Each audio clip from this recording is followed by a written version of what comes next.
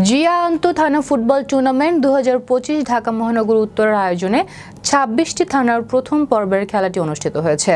শুক্রবার বিকেলে মিরপুর বাংলা কলেজ মাঠে তেজগাঁও থানা ও উত্তরা পূর্ব থানার খেলাটির মধ্য দিয়ে প্রথম পর্বের খেলা শেষ হলো।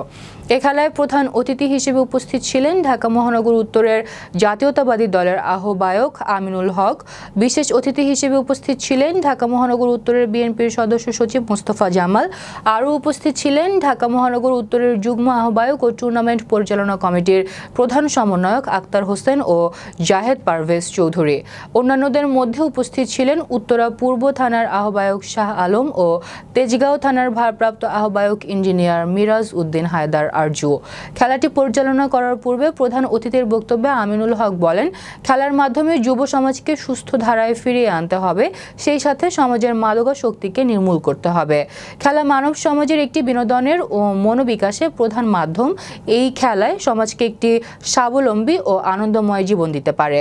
মানুষের বদ্ধ ঘরে অবকাশ কাটানোর চেয়ে খেলার মাধ্যমে বিনোদন দিয়ে জীবনকে অনেক সুস্থ করে তুলতে পারে।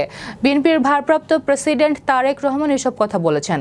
দলের ভারপ্রাপ্ত প্রেসিডেন্ট তার নির্দেশে এসব পরিকল্পনা মাফিক সমাজ গড়ার কাজ চলছে। যুব সমাজকে আমরা মাদক থেকে দূরে রাখতে চাই। সেই মাদক মুক্ত বাংলাদেশ গড়ার লক্ষ্য নিয়ে, একটি ক্রীড়াঙ্গনের বাংলাদেশ গড়ার লক্ষ্য নিয়ে বিএনপির ভারপ্রাপ্ত চেয়ারম্যান জনাব তারেক রহমানের নির্দেশনায় আমরা বাংলাদেশকে একটি সমৃদ্ধশালী, একটি স্বাধীন বাংলাদেশ, একটি স্বাধীন সার্বভৌমত্ব প্রতিষ্ঠার লক্ষ্য নিয়ে আমরা কাজ করে চলেছি।